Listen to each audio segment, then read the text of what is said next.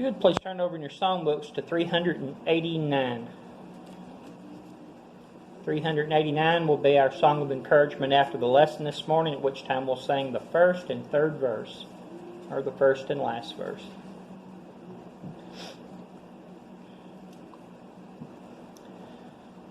Concerning the Bible's subject of false prophets, there is an Old Testament scripture that many of us are familiar with.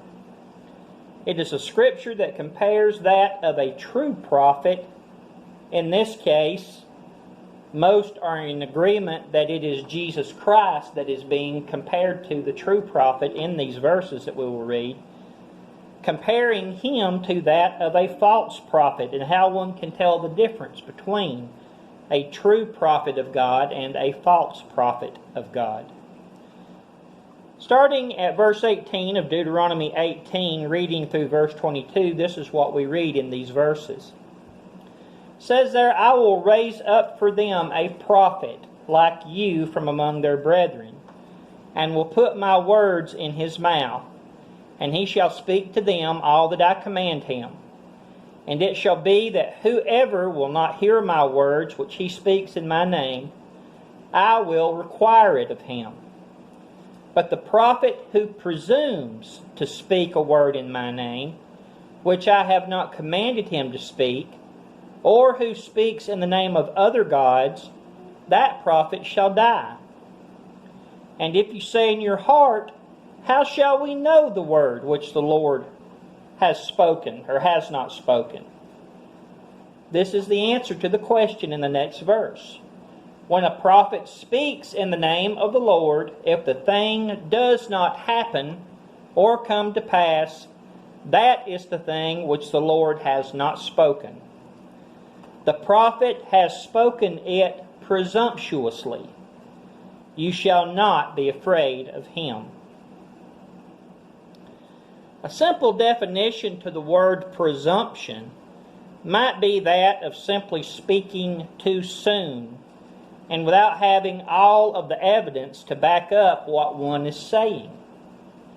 A more proper definition would be that found in Merriam-Webster's 11th Collegiate Dictionary, which defines this word as first of all being audacity, a word meaning doing something recklessly bold, but then continues to define the same as an attitude or belief dictated by probability, assumption, the ground reason or evidence lending probability to a belief, a legal inference as to the existence of or truth of a fact, and not certainty known that is drawn from the known or proved existence of some other fact. So to presume something is so is certainly not the same as knowing for a fact that something is true.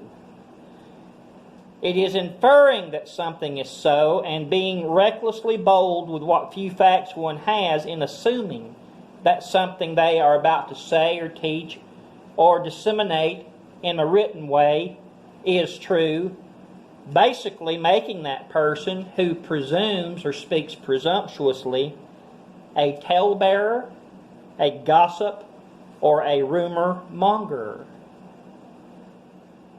Of course, these definitions tell us what the word presumptuous means today, but we are dealing with a Bible topic, so let us look at the biblical definition of the word presumptuous as well. We see the word in two different ways in the text already mentioned this morning. In verse 19 of the verses that we read in Deuteronomy, it uses the word presumes. And then in verse 22, it uses the word presumptuously, which is just another form of the word presumes. Strong's Hebrew and Greek dictionary defines these two Hebrew words as arrogant. Someone who does something arrogantly, presumptuously, or proud.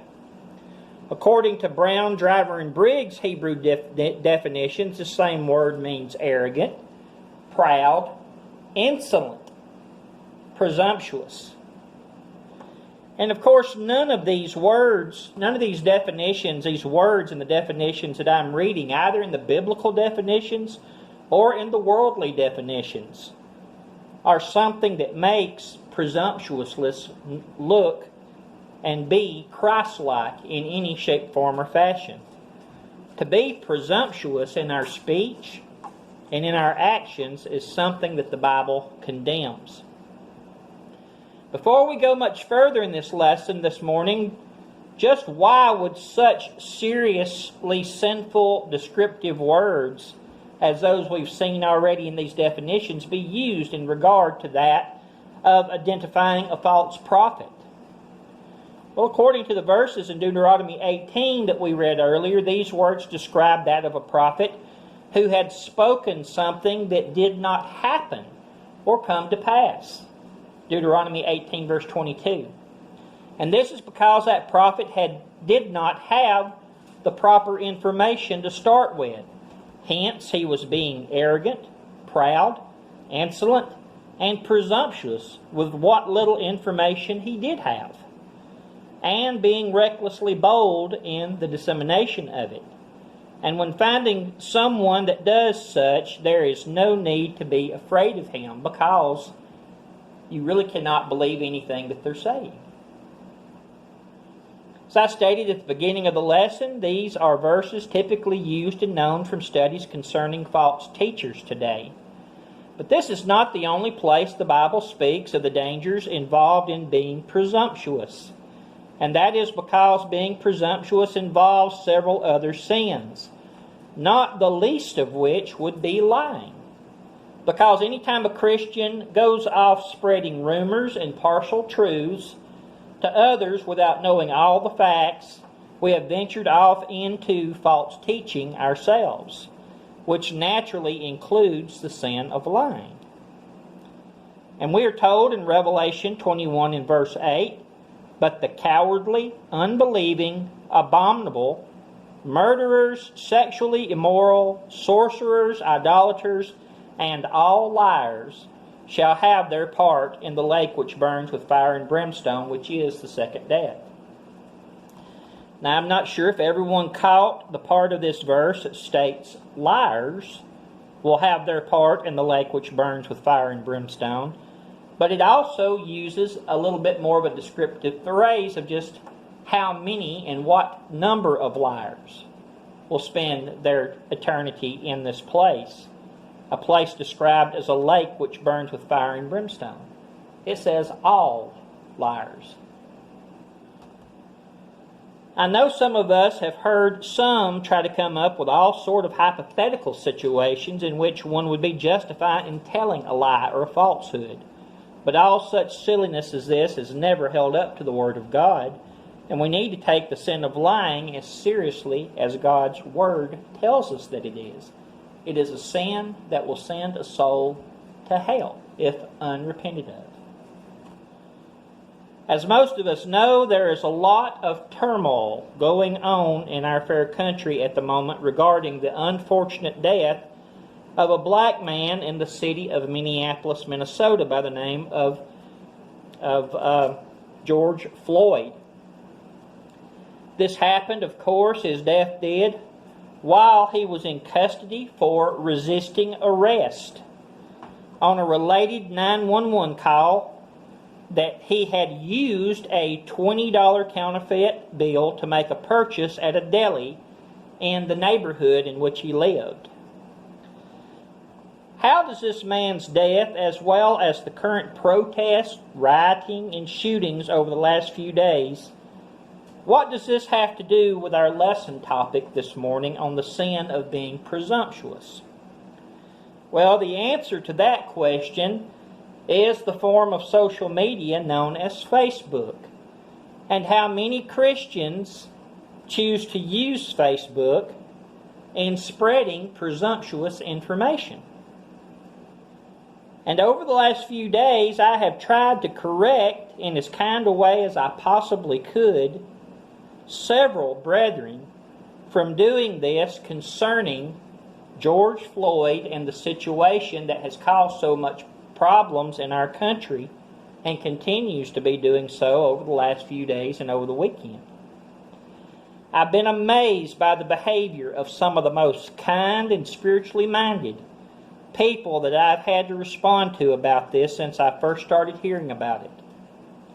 And that just goes to show you how easy it is for Christians, good people, spiritually minded people, to be involved in something or get involved in something so quickly that is sinful in its very nature by being presumptuous and spreading false information in any kind of form. Over the internet, over a cell phone, over a regular phone, in person. Spreading any kind of false information like that is something Christians should not be involved in. Especially not something that has such worldwide issues for us and can cause so many different problems in the world today. In other words, stirring the pot and getting things in worse shape than what they already are, considering how the world reacts to such situations like this. Christians should not be involved in that.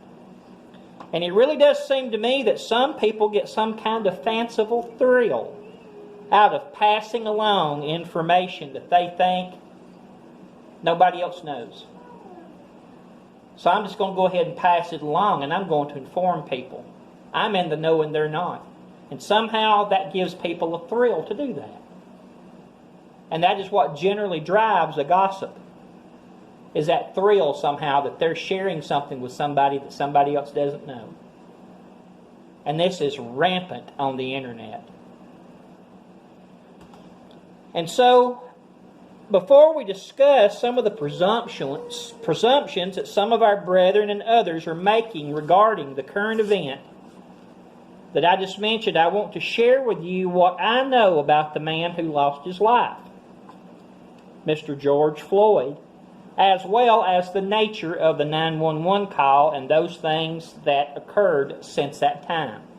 This is a timeline of those events that I have obtained primarily from a website called Blue Lives Matters, who has been keeping up with every single little step of what's going on with these officers and that incident, as well as the riots going on in the world today.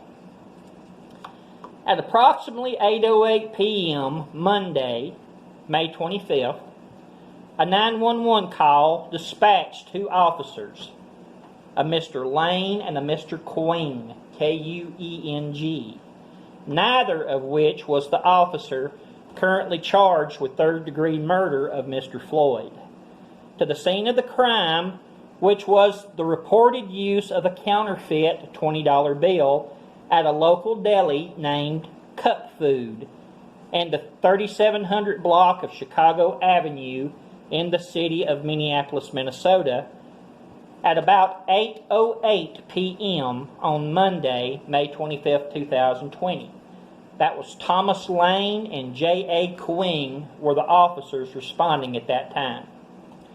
When the officers arrived, they went to the deli, and store management directed them to the suspect who had passed or used this fake $20 bill, sitting in a car beside the deli. When the two officers got to the car that was parked around the corner of the deli, George Floyd and two companions were sitting in the car. George Floyd was at the driver's position of the car. When the two officers approached the car, one officer began talking to Floyd's passenger, while the other officer spoke to Floyd and ordered him to get out of the car. It was at this point that Floyd made a terrible mistake. He did not comply with the officer's orders. So the officer used hands to pull the driver out of the car, at which point Floyd resisted arrest while the other officer attempted to get handcuffs on him, which they eventually did. Mr. Floyd was reportedly over 6 foot tall and weighed over 200 pounds and was previously employed as a bouncer for a nightclub. So Mr. Floyd was not a small man. He was a big man. He weighed over 200 pounds and worked as a bouncer, someone who was responsible for getting roughnecks and people like that out of a bar and a club situation when they started to get into fights. He was the one that went in and drug those people out and took charge of the situation. That was the job that he had. The report says that Floyd briefly complied with the officers after he was handcuffed and permitted one of the officers to walk him over to sit on the sidewalk. At 8:14 p.m., just 6 minutes later, the officer then asked Floyd if he was on anything and explained to him why he was being arrested in a conversation that lasted fewer than 2 minutes. But when the two officers went to place Floyd in the back of the police car around 8:14, approximately 6 minutes later, Floyd freaked out, stiffened up, dropped to the ground, and told the officers he suffered from claustrophobia, which is an interesting point we will discuss more in detail in a few moments, because Mr. Floyd had a previous prison record. In fact, he had over a 10-year prison record. He shouldn't have been claustrophobic from having handcuffs put on him, because he was well accustomed to having handcuffs put on him in the past. However, this is the point at which the two officers arrived at the scene to provide backup for the other two officers who answered the call initially. Officer Chauvin, who is the man now that has been charged with third-degree murder, which they're saying probably won't stick. And if it doesn't stick, there's probably going to be more looting involved. But him and his partner, a man by the name of Tal Thoa, came. The charging documents said that the officers made multiple attempts to put Floyd in the back of a police vehicle, and he resisted again. And the district attorney's complaint stated that Mr. Floyd did not voluntarily get in the car and struggled with the officers by intentionally falling down, saying he was not going in the car and refusing to stand still. Mr. Floyd was still standing up beside the car, still standing, when he first told the officers he could not breathe. So see, he was already claiming that he couldn't breathe while he was standing up, long before the other officer ever got him to the ground after he refused to get into the car.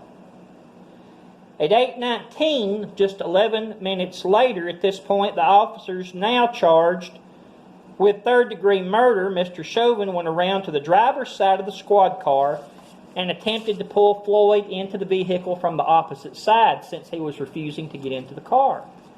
But he could not, so at 8:19 p.m. he placed him on the ground in a prone position, inclined position, beside the car on the pavement, laying flat on his stomach. It was at this point that Officer Chauvin placed one knee on the back of George Floyd's neck in order to keep him pinned in that position, since he was resisting arrest. He had his other knee, according to pictures that I've seen, on the pavement. He was not putting his full weight on the knee that he had on the back of the man's neck. While one of the first two officers that had arrived at the call held onto his back, and another one held onto his legs. They were simply trying to keep the man pinned because he was refusing to get inside the car. He was resisting arrest. It was during this 9 minutes that they were doing this that Floyd continued to complain, which he had already been complaining before they ever got him down to the ground, that he could not breathe. He begged and even supposedly called for his mama while they held him on the sidewalk after he resisted arrest, and refused to get in the back of the squad car. And of course, bystanders were there with their cell phones and caught all of this entire event on the video of their phones. No, actually they didn't. They only caught the last 9 minutes of what actually happened. And that's what's been floating around on the internet. Everybody has seen that last 9 minutes of something that took twice that long to actually take place. They only saw half of the truth. They only saw what the person taking the video wanted them to see. They wanted the world to see a black man pinned down on the pavement by a white cop. So that would push the narrative of police brutality and racism. But that simply was not the case. That's not what happened there. There's no facts to support that at all. And we'll discuss that more in just a little bit too.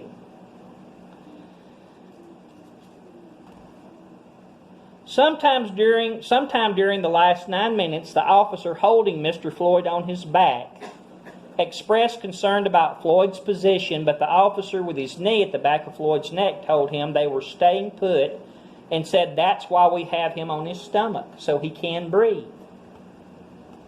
The other officer holding his back then checked Floyd's pulse, but could not find one, and yet they held their position on Floyd until the EMS arrived. At 8:27 p.m., approximately 19 minutes after this whole thing started, from the time the cops got there, talked with the management at the deli management pointed to the car, they went out to the car, Mr. Floyd started resisting arrest, wouldn't get out of the car. All this took 19 minutes to take place. But all the world ever saw of any of that was the last 9 minutes of it. Approximately 8 minutes and some odd seconds, almost 9 minutes. That's all the world really has ever seen. But the rest of this information is in the police reports of actually what happened prior to that, including what the world saw on the video. Well, now we're going to look at some presumptions made by others concerning George Floyd. So I've already pointed out the video that made its round on the internet only showed about the first half of the entire episode from start to finish, according to the timeline I've given you from the district attorney's charging documents. I've got my information from the district attorney's charging documents, charging the man with third-degree murder. And these things that they have put, these facts in the charging documents against the man for third-degree murder, the officer, are the same facts that's probably going to cause the man to be free, because they don't prove that he did anything really wrong, except possible negligence and staying on top of the man after the man had gotten so weak, possibly.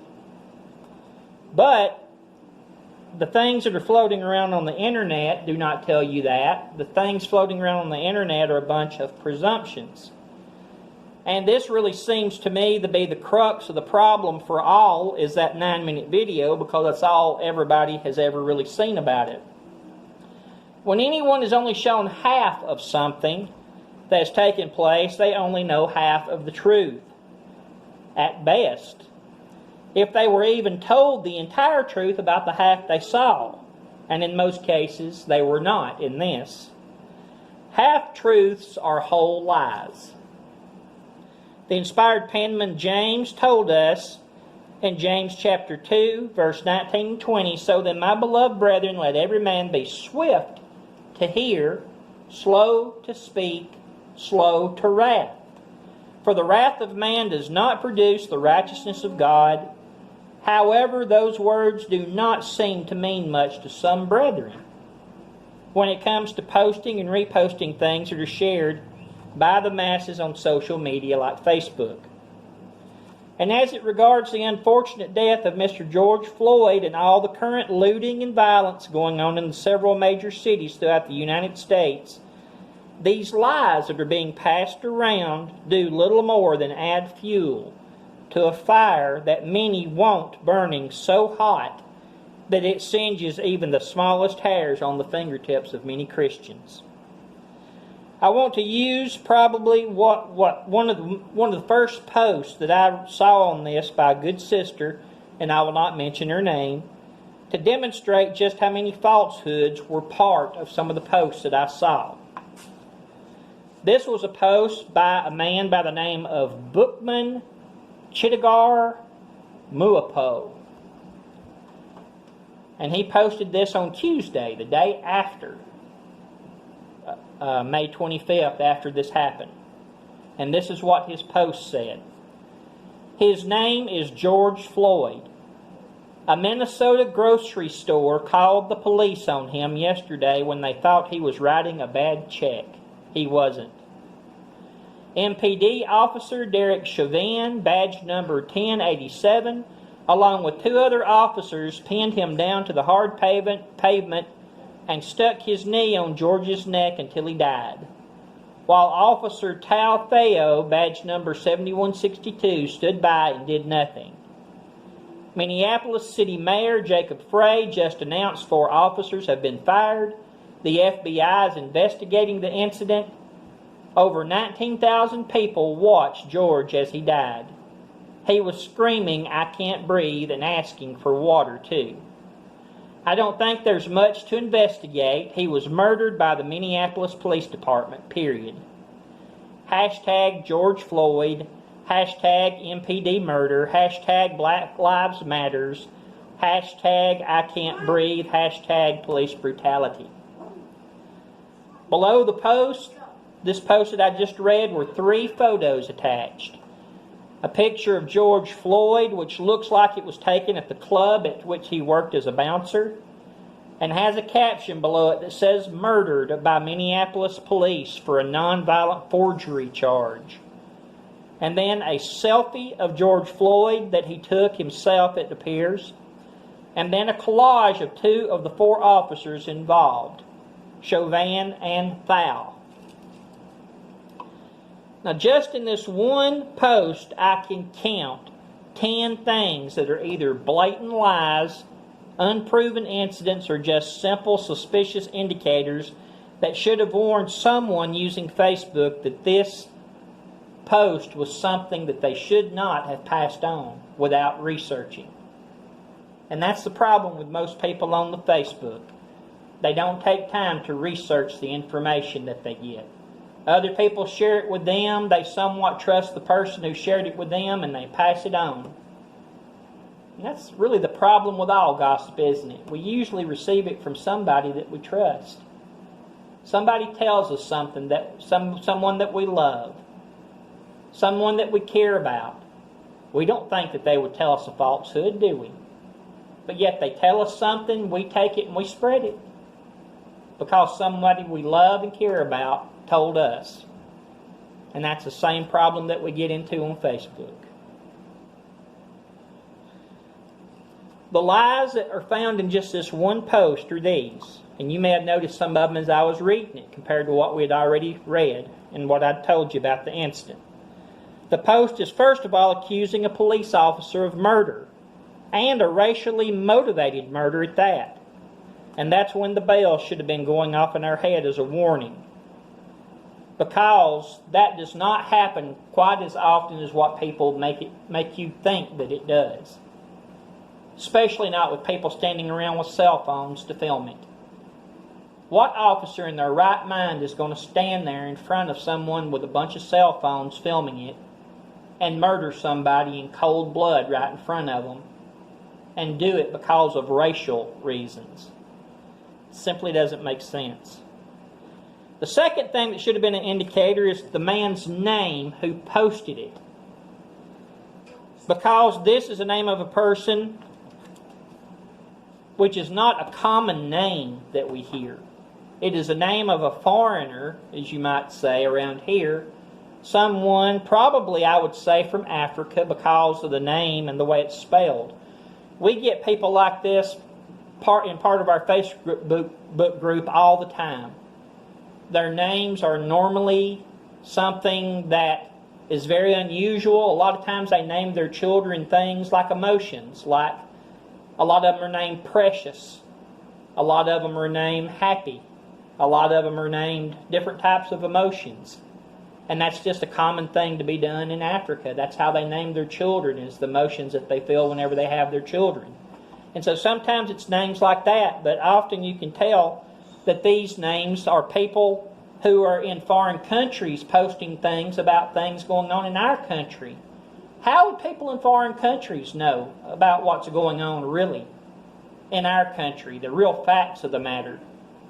How would they know these kind of things? Well, chances are they don't. And that's why there's so many lies inside this post, I would say. He said that this was a grocery store that this happened at. It was not a grocery store, it was a deli.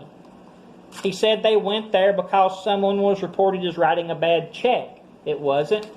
Someone was using a counterfeit $20 bill. And there's a difference between counterfeit, doing something with a counterfeit money, than writing a bad check, which is forgery.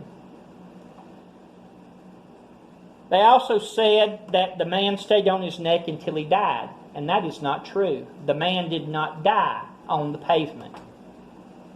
According to the records that I saw, the man did not have a pulse, according to one of the cops. But the cop, of course, was checking his pulse with his fingers, and it might not have been very uncommon for not to be able to get the pulse of somebody. But he did not die until he got to the hospital, according to what I read. He didn't die. He was not murdered there at the site, at the scene. He died when he got to the hospital. You also have the misspelling of one of the officers' names, which that is a minor thing. Everybody can mistype something, but that is also something common with foreigners when they post things which are false information. They'll either do it in broken English. It's sort of like when they call you on the telephone. They can't make full sentences. They don't know English that well. They write the same way. They type the same way when they do their messages.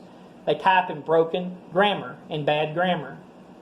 And so if you ever see anything like that on Facebook and in a post, you know that that's what's going on. And then they also said again that he died at the scene, which was not right. They said he was asking for water during this time. I've read nothing about him asking for water.